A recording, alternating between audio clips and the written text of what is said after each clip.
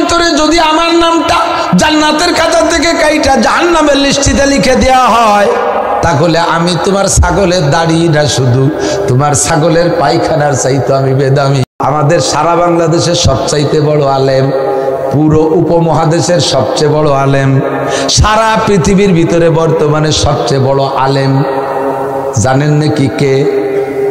যে যারে চেনেন সে তারে কেনেন।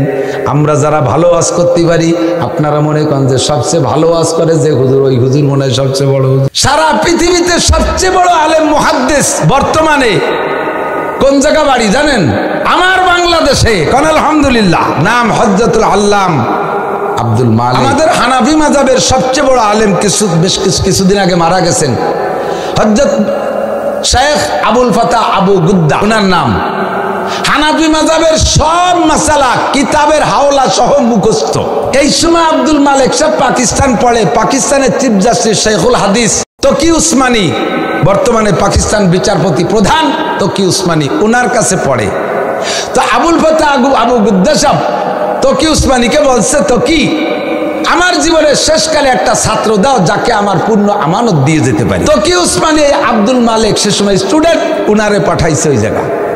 পাঠাই দেখে, শেখ হাদা হুয়া, আমি যাকে জীবনে খুঁজে শ্রেষ্ঠ পাইছি তারে আপনার কাছে পাঠা। বাঙালি ছেলে, আমাদের বাংলাদেশি একেবারে একটু। উনাকে এই আবুল ফাতা আবু গুদ্দা সাহেব পাইয়া কিছুদিন পড়ানোর পরে তকি উসমানী পাকিস্তানের চিফ জাস্টিসকে লিখে পাঠাইছে, ফোনে জানাইছে যে আমি যেমন চাইছি তার চাইতে তুমি ভালো দেছো।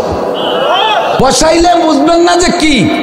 সেদিন ভবানীপুর মাদ্রাসা আসছিলেন আমরা, এই ফরিদপুর বেল্ট এবং কি বলা হয় বাগেরহাট, খুলনা, পাশে মাদারীপুর, শরীয়তপুর, পিরোজপুর, কয়েক জেলার উলামায়ে কিরাম বড় বড় শাইখুল হাদিস মুহাদ্দিসরা উপস্থিত। তার ভিতরে আব্দুল মালিক সাহেব পড়াচ্ছেন, আমাদের সকলকে পড়াচ্ছে। আমরা বুড়ো বুড়ো মুহাদ্দিস সব বসা, আব্দুল মালিক সাহেব পড়াচ্ছে।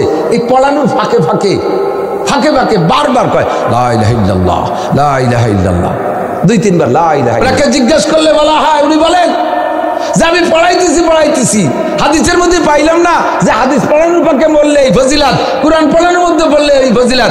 হাদিসের মধ্যে পাইলাম মান কানা আখিরু কালামিহি লা ইলাহা ইল্লাল্লাহ, যার জীবনের শেষ কলেমা হবে লা ইলাহা ইল্লাল্লাহ, ওই লোকটা জান্নাতি। তাই আমি হাদিস পড়াই ফাঁকে ফাঁকে লা ইলাহা ইল্লাল্লাহ বলে রাখি, যাতে এর ফাঁকে আমি মরতে পারি।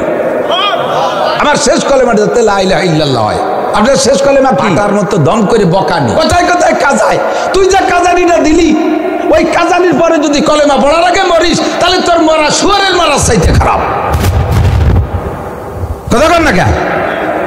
জুনায়েদ বাগদাদী রহমাতুল্লাহ আলাইহিকে এক ছাগলের রাখাল, ছাগল পালে, মরুভূমিতে ছাগল পালে, এই ছাগলের রাখাল আইসা একটু পাঙ্কু ক্লাসের, ফটকা ক্লাসের, ও আইসা জুনায়েদ বাগদাদী রহমাতুল্লাহ আলাইহিকে বলতেছে, জুনায়েদ, ওরা পালের থেকে একটা ছাগল ধরে নিয়েছে, ধাড়ি ছাগল, দাড়িওয়ালা একটা ছাগল আইনা জুনায়েদ বাগদাদীর সামনে নিয়ে আইসা ওই ছাগলের দাড়ি ধরে বলতেছে, জুনায়েদ বলো তো তোমার দাম বেশি না আমার এই ছাগলের দাড়ির দাম বেশি? জুনায়েদ বাগদাদীর দাম বেশি না ছাগলের দাড়ির দাম বেশি?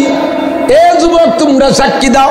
এই জায়গা যদি কেউ আইসা তার ছাগলের দাড়ি ধইরা আর আমার দাড়ি ধরে বলে আমার ছাগলের দাম বেশি না তোমার দাড়ির দাম বেশি, আমার বিশ্বাস আমার রাজপাট ডুমরাকান্দি নিচু অঞ্চলের যুবক যারা আছে, তোমাদের সামনে যদি এমন বেয়াদবি আচরণ কেউ করে, তোমার জীবন থাকতে তুমি তারে আমার সামনে থেকে যাইতে দিবা না, তুমি বিচার নিজ হাতে আদায় করেই নিবা। কথা বলেন ঠিক না?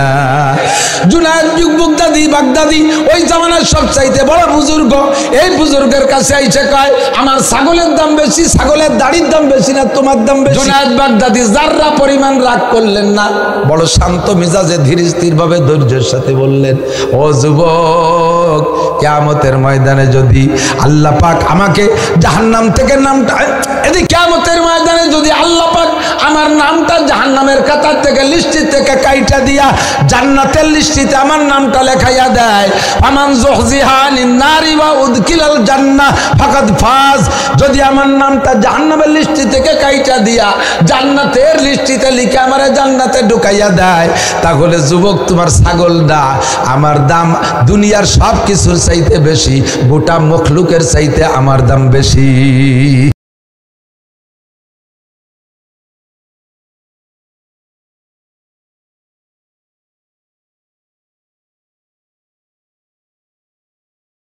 তোমার ছাগলের 1 মিনিট দোজখে যাওয়া লাগবে না, তোমার ছাগলের দাড়ি জাহান্নামে পড়বে না। আমি